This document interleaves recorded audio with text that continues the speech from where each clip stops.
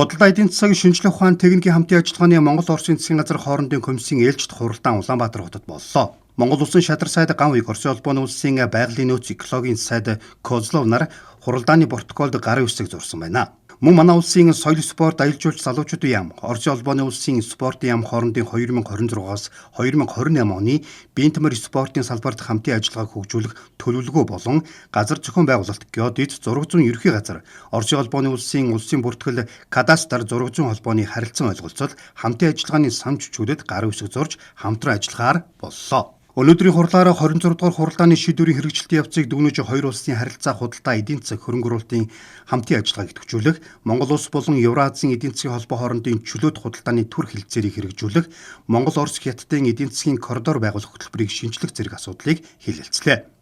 Түүнчлэн бүс нутгийн чуулга уулзалт, аж үйлдвэрийн бүтээгдэхүүний хангамж, аялал жуулчлал, шинжлэх ухаан, хөдөө аж ахуй, эрүүл мэнд, соёл спортын салбар дахь хамтын ажиллагааг гүнзгийрүүлэх, хэрэгжиж байгаа болон төлөвлөж байгаа хамтарсан төслүүдийн явцыг эрчимжүүлэх чиглэлээр санал солилцож, ойрын жилүүдэд хэрэгжүүлэх томоохон ажлуудаа тохиролцлоо.